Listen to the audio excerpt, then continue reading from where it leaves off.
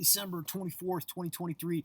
Fishing for another topic to do a quick video about because I like to do these videos and I like to try to stay up with current events in Alaska politics and also just like national politics, the dog mushing world, ultimate fighting, the sports, and obviously a big thing I think an interesting thing in Alaska politics is the Anchorage Assembly rejected an attempt to name the port of Anchorage the quote-unquote Don Young port after the late U.S. House Representative Don Young, who served Alaska for decades and decades down there in Washington, D.C. Sort of a controversial character due to some racist remarks he had made. And obviously there's quite a bit of diversity in the city of Anchorage, the most diverse city, I believe, in Alaska, in terms of actually the diversity being reflected in the people who sit on the assembly. They're literally in Anchorage. There's several Hispanics, you know what I mean, and there's different groups getting represented there in the literal political office. And I once went to an Anchorage Assembly meeting once decades ago myself. The only time I ever went, and it was just like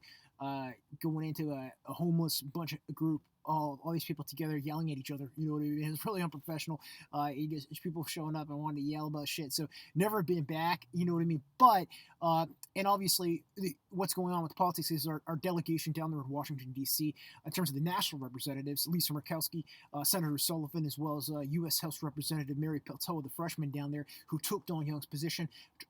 Together, the three of them drafted a letter to the Anchorage Assembly encouraging the Assembly to name this port, to pass a resolution to name the port of Anchorage in Don Young's honor. And obviously Don Young was an interior representative, coming from Fairbanks and Fort Yukon, supposedly, though he hadn't been up there much because he was in D.C. for so many decades, right?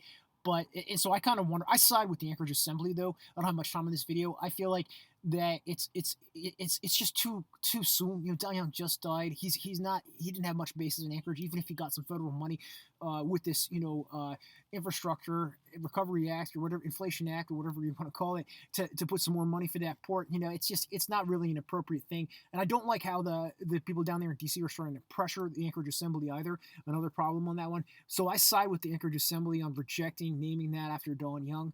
Nothing against Don Young.